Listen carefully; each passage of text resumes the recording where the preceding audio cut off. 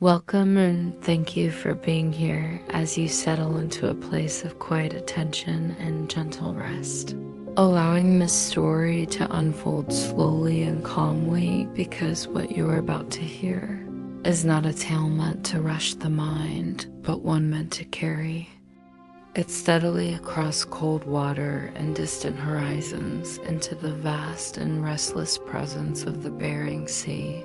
A body of water that has shaped human history not through spectacle alone, but through consequence, where every decision matters and every mistake is remembered. And as you listen, you are invited to drift with the rhythm of waves that rise and fall in darkness, breathing in the stillness.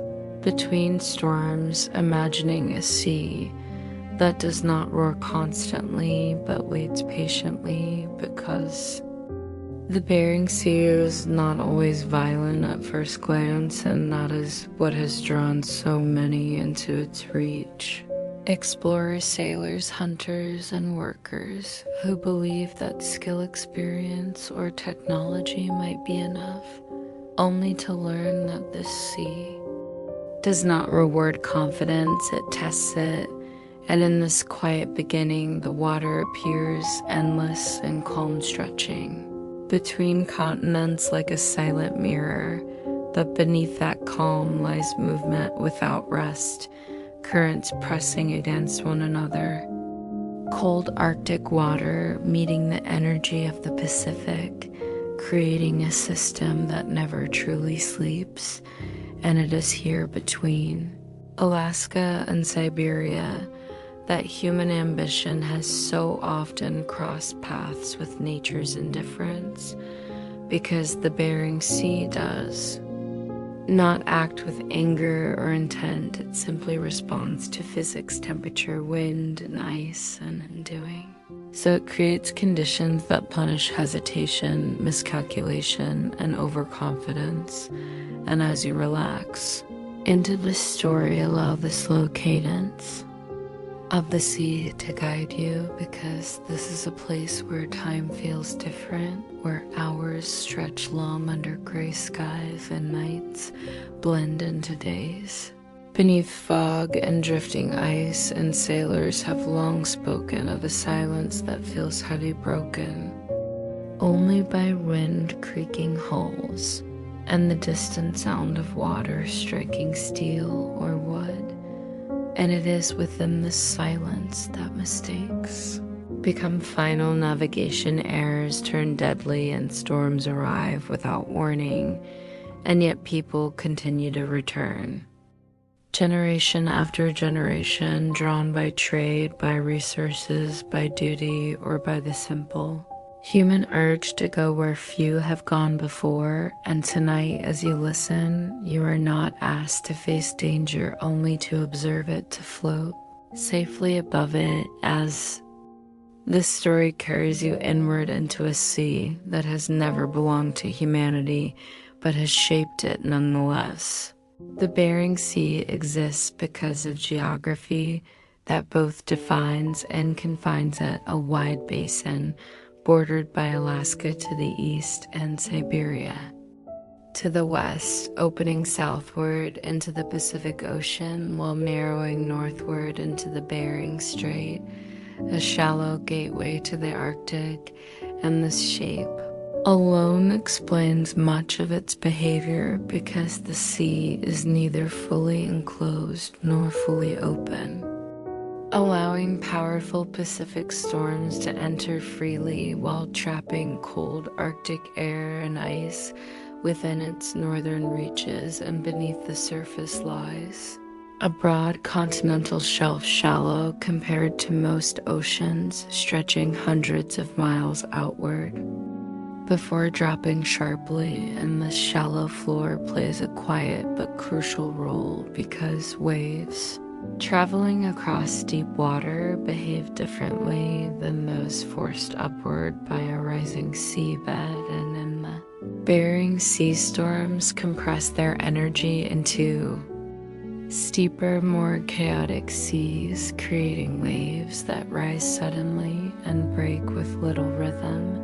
and currents are funneled through. Narrow passes between islands, accelerating water movement and increasing turbulence while the Aleutian Islands form. A broken arc to the south, not a wall, but a partial barrier that channels weather systems rather than stopping them, and fog forms. Easily hear warm, moist air sliding over cold water, erasing horizons and disorienting even experienced navigators.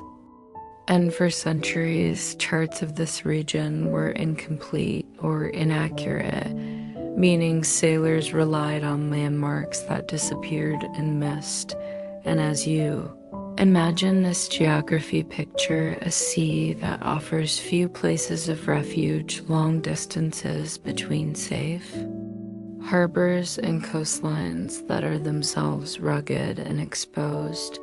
And even today, with satellites and digital navigation, the physical reality remains unchanged. Shallow waters, narrow straits, and wide exposure combine to create a space where small errors can compound quickly, and the boundaries of the Bering Sea are not just lines on a map, they are forces that shape weather. Ice in human decision-making, reminding us that geography is not passive, it is active, influencing outcomes.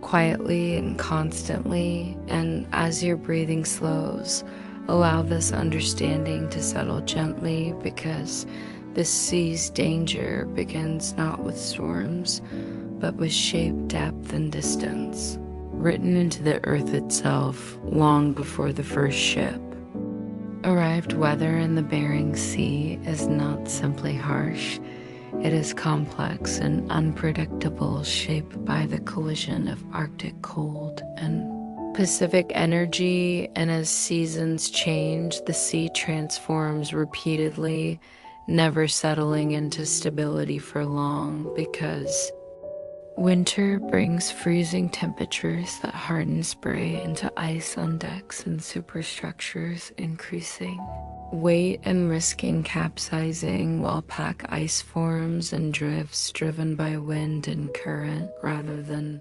fixed paths pressing against hulls, blocking routes and closing exits without warning. And fog remains a constant companion, thick and disorienting, reducing visibility to a few ship lengths, while storms can develop rapidly, their winds accelerating over open water, generating steep waves that strike from unexpected angles.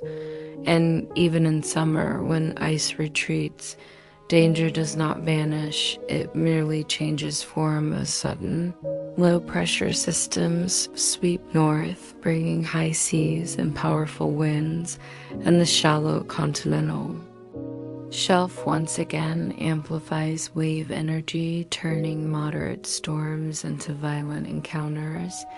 And sailors have long described the Bering Sea as restless because it rarely settles into a predictable rhythm. Swells overlap, directions shift, and timing becomes uncertain, making navigation exhausting and mentally draining.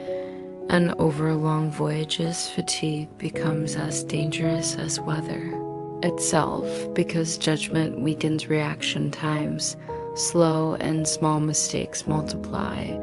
And as you listen, imagine standing watch on a quiet bridge at night, surrounded by darkness, instruments glowing softly, wind humming through rigging and ice, tapping gently against steel, a sound that is not loud but persistent. And it is this persistence that defines the Bering Sea, not constant violence, but continuous pressure, testing endurance rather than courage. And as climate patterns shift, ice forms later and melts earlier, creating new uncertainties. Thinner ice that moves faster, open water where ice once provided stability, and changing conditions that challenge even modern forecasting. And Yet through all of this, the sea remains indifferent, responding only to temperature, wind, and motion. And as you drift toward rest, let this knowledge wash over you calmly, because understanding replaces fear with awareness. And in the Bering Sea, awareness has always been the difference between survival and loss.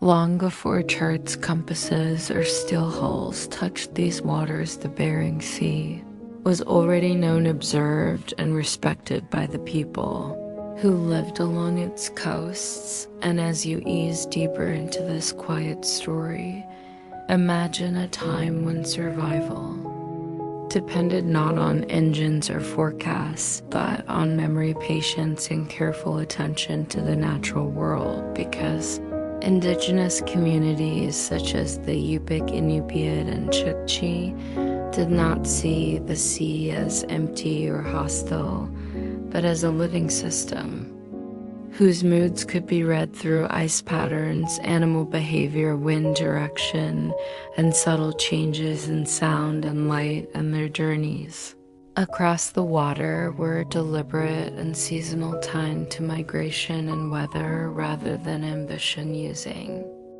skin boats and tools designed to move with the sea instead of fighting it.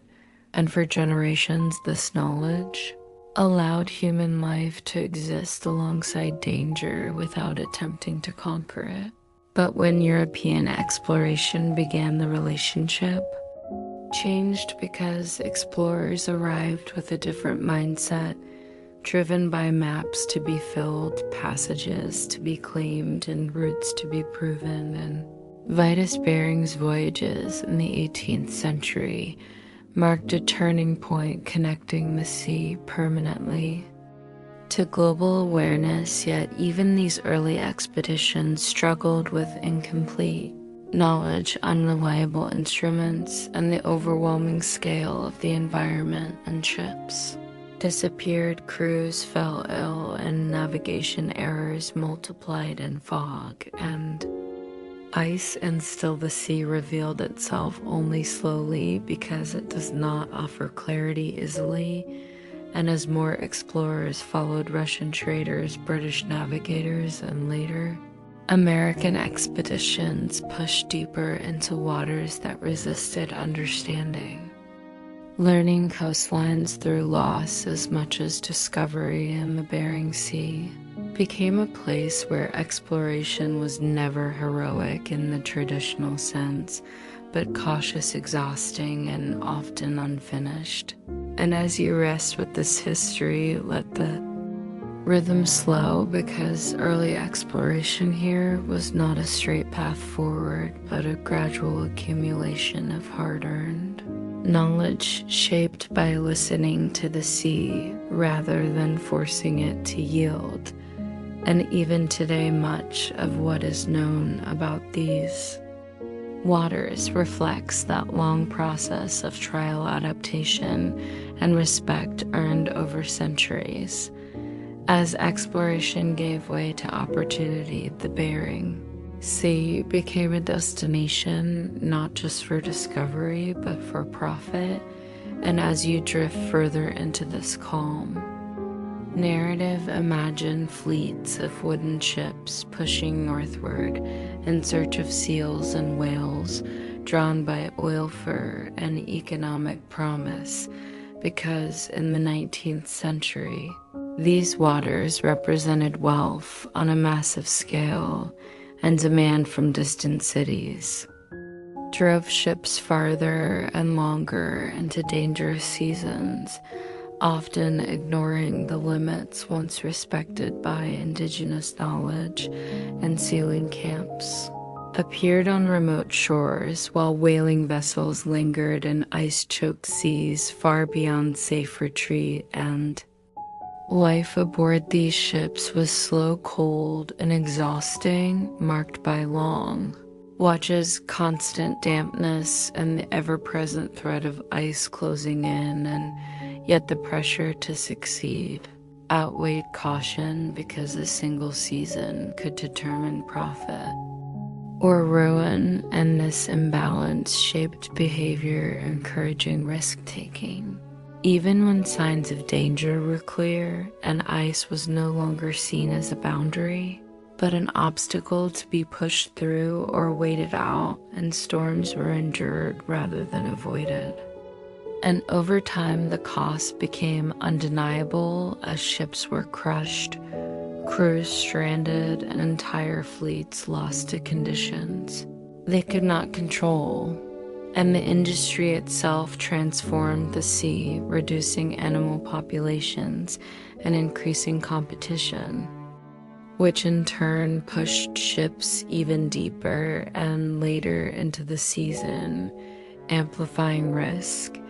And as you settle into the slow cadence of this story, understand that early industry in the Bering Sea was defined not just by labor and endurance, but by a quiet tension between human urgency and environmental reality, a tension that the sea always resolved in its own favor.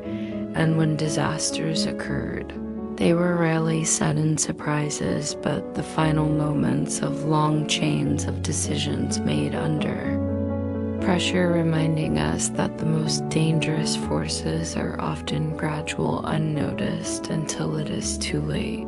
The history of the Bering Sea is written in wreckage, scattered across its floor, and as you're breathing, Slows imagined ships resting in darkness. Beneath cold water, preserved by low temperatures, silent witnesses to choices made above the surface, because shipwrecks here rarely came from a single dramatic failure, but from accumulations of stress fatigue, weather ice, and isolation. And early vessels faced risks at every stage: limited charts, unreliable engines or sails, poor visibility, and long distances from rescue.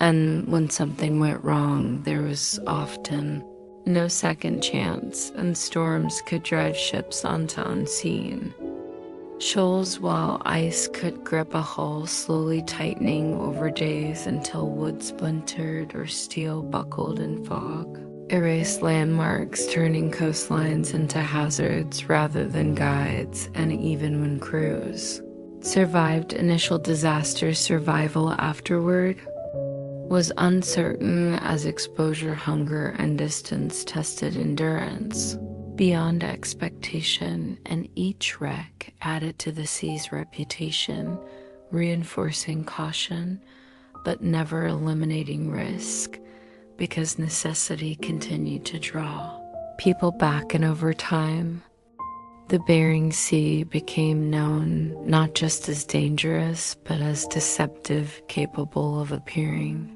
manageable before revealing its full force. And as navigation improved, new risks emerged: complacency, over-reliance on technology, and the belief that experience alone could overcome environment. And yet modern wrecks prove that this belief remains flawed.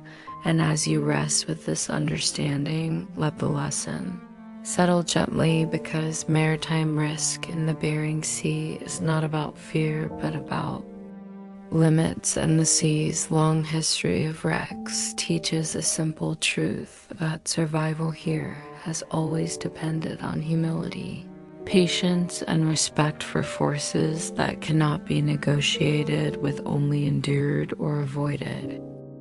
As he continued drifting through this calm and measured telling, allow the pace to slow even further, because this chapter unfolds not as a sudden shock, but as a long tightening of circumstance, one decision pressing gently against the next, until escape quietly disappears. And in the summer of 1871, the whaling fleet entered the Arctic with confidence shaped by past success. Dozens of ships spreading northward through the Bering Sea and into the Chukchi, believing they understood the rhythms of ice well enough to remain just ahead of danger. and for a time the sea appeared. Cooperative ice loosening passages, opening whales plentiful, and profits promising, but beneath this apparent calm, the season was already shifting. Because pack ice does not announce its return, it advances slowly at first, then relentlessly, driven by wind and current rather than schedule, and as temperatures fell earlier than expected, channels that had been open days before began to close in. Ships that lingered found themselves surrounded, ice pressing gently at first, then with increasing force, locking hulls in place, and captains faced a choice that would later echo through maritime history: wait and hope or abandon. Ships that represented livelihoods and years of labor, and many waited, trusting experience over uncertainty, until movement became impossible. And when the final realization came, it was not dramatic, but devastatingly quiet. Dozens of ships, trapped beyond escape, crews forced onto the ice with limited supplies, watching their vessels slowly crushed or abandoned to the freeze. And yet within this disaster, there was also extraordinary cooperation: crews pooling resources, coordinating marches across ice toward safety. And although hundreds survived, the fleet itself was lost, an entire industry halted in a single season. And as you rest with this story, understand that the whaling disaster of 1871 was not caused by recklessness alone, but by familiarity breeding confidence, a belief that past success could predict future safety. And the Bering Sea responded as it always has, not with anger, but with indifference, reminding humanity that experience does not grant control, only temporary understanding. The loss of the USS Rogers unfolds as a quieter but equally instructive moment in this long history. And as your breathing settles, imagine a naval vessel entering Arctic waters, not for profit, but for duty tasked with searching for the lost Jeanette expedition, moving deliberately through ice and fog, with the weight of responsibility aboard. And despite discipline, training, and structure, the Rogers faced the same reality as every ship before it, because naval authority does not alter weather and steel. An organization cannot negotiate with ice. And as the ship pushed farther north, conditions tightened around it, pack ice closing movement, slowing until escape routes vanished. And when fire broke out aboard the trapped vessel, the crew was forced to abandon ship, watching flames consume what ice had already claimed. And yet survival came through preparation and cooperation: crews establishing winter camps, rationing supplies, and enduring months of isolation. And the loss of the Rogers demonstrated something essential: that even missions driven by rescue and knowledge are vulnerable to the same forces that destroy commercial ambition. And as you relax into this account, let it remind you gently that the Bering Sea does not distinguish between intention and outcome. It only responds to presence, movement, and time. And every ship, regardless of purpose, enters on equal terms with the environment. By the early 20th century, technology had advanced engines, replaced sails, communication improved, and confidence returned in new forms. And yet the loss of the USRC Tahoma proves that progress alters risk without eliminating it. And as you continue listening, imagine a revenue cutter operating in cold northern waters, performing enforcement and patrol duties, navigating routes believed to be better understood, and still storms and sea conditions combine to overwhelm systems designed to manage them, because mechanical reliability depends on conditions remaining within tolerable limits. And the Bering Sea rarely offers that consistency, and when difficulties arose, distance and weather once again limited response, turning manageable problems into fatal ones. And the Tahoma's loss reinforced an uncomfortable truth that modernization often encouraged expanded operation rather than restraint, pushing vessels into seasons and regions once avoided. And as this story settles softly around you, recognize that maritime risk evolves alongside technology, shifting rather than disappearing, and the sea continues to apply pressure where systems are weakest, whether those systems are wooden hulls or still engines. During World War II, the Bering Sea became a strategic corridor and battlefield edge.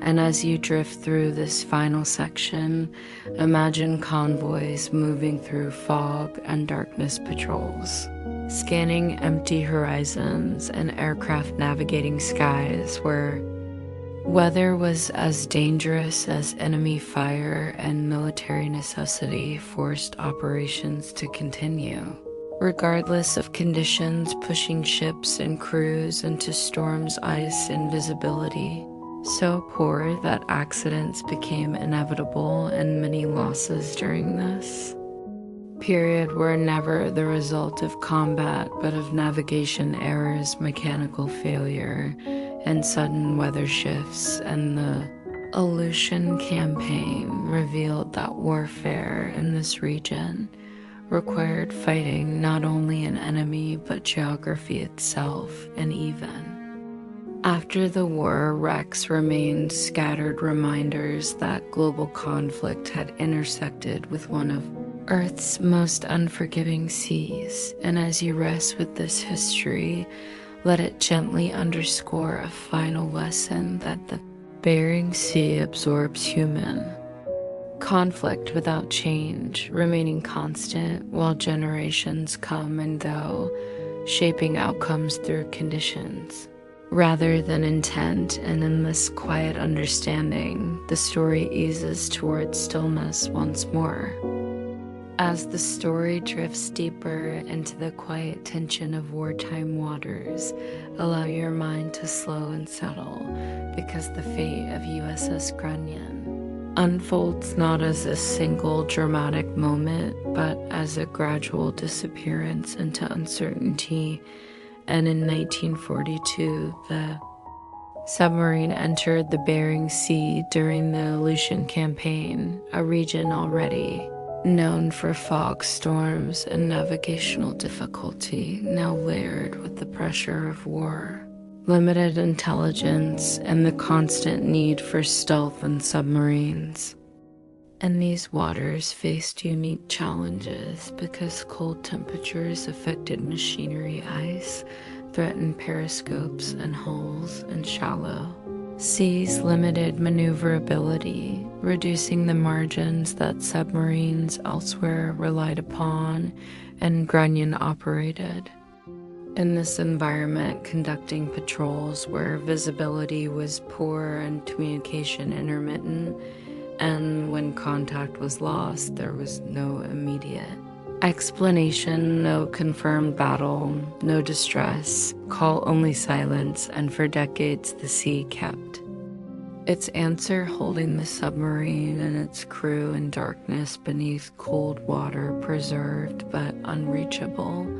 And this long absence reflects a defining trait of the Bering Sea, that loss here is often incomplete, leaving families and historians with questions rather than closure. And even after the wreck was eventually located, the cause remained open to interpretation.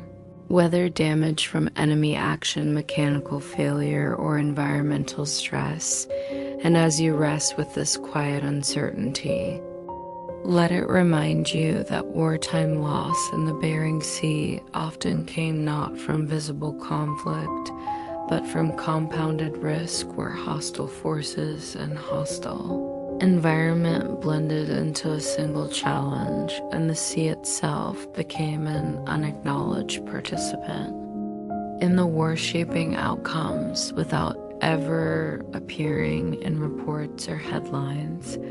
And in this stillness, the story of Grunion becomes less about how it was lost and more about where it was lost in a sea that absorbs evidence and releases answers.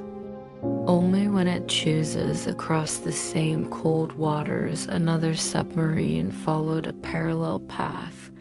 And as you continue listening, imagine the Japanese submarine I-9 navigating the Bering Sea's harsh environment, far from home ports, operating under pressure and isolation similar to its adversaries, because the sea does not recognize sides, and the conditions faced by crews on both ends of the conflict were strikingly alike: freezing spray coating decks, fog obscuring navigation, and mechanical systems strained by cold and constant motion. And for submarines, these challenges were amplified because stealth required prolonged submersion, limited ventilation, and absolute trust in equipment. And when I-9 was lost, the details were as unclear as those surrounding many wartime disappearances in this region, with no definitive moment of destruction, only absence. And this pattern reveals something essential about the Bering Sea during war: that it created losses that resisted documentation because weather erased evidence and remoteness delayed discovery. And as you relax into this history, consider how the sea equalized conflict, stripping away technological advantage and exposing crews to the same elemental risks, regardless of nationality. And in this way, the Bering Sea became a silent battlefield, one where nature imposed its own terms. And many of those who entered never left a trace that could be fully understood, leaving behind stories defined by gaps rather than conclusions. After the war, the sea did not grow quieter. And as your breathing slows, imagine commercial vessels returning to familiar routes, carrying cargo, fuel, and supplies across waters that had already proven unforgiving. And while technology improved, radar, stronger hulls, better engines, the fundamental challenges remained unchanged because storms still formed rapidly, ice still moved unpredictably, and distances between ports still limited rescue options. And commercial loss in the Bering Sea became a steady pattern rather than a series of isolated events. Ships grounded on shoals, lost propulsion in heavy seas, or suffered structural failure under constant stress, and many incidents unfolded, far from public attention, recorded quietly in insurance reports and maritime logs rather than headlines. And this accumulation of loss reinforced the sea's reputation as a place where routine work carried extraordinary risk. And as you rest with this understanding, notice how danger here often appears ordinary rather than dramatic. A slow-building situation that escalates beyond control.